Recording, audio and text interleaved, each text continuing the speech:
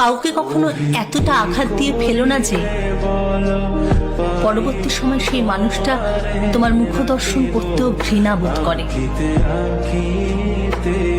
কাউকে দূরে সরিয়ে দেওয়ার জন্য এমন কোনো অন্যায় কাজ করে ফেলো না যার জন্য পরে নিজের কাছে নিজেকেই দোষী মনে হয়। কারণ কাউকে যদি একবার তার আত্মসম্মানে আঘাত করা হয়, সে আর কোনোদিন ফিরে আসে না। তোমার আচরণে আঘাত পেয়ে দূরে চলে যাবে, কিন্তু কোনো চিৎকার বা গোঙানির শব্দ পাবে না, কোনো অভিযোগ পাবে না, চলে যাওয়ার শব্দ পাবে না। সে নীরবে চলে যাবে ধীরে ধীরে তোমার প্রতি সম্মান জানিয়ে। কিন্তু ভেবে নিও না তুমি ভবিষ্যতে খুব খুশি হবে, সুখী থাকবে। মনে মনে ভেবে নিও না তুমি জয়ী হয়েছো মন ভাঙার যুদ্ধে।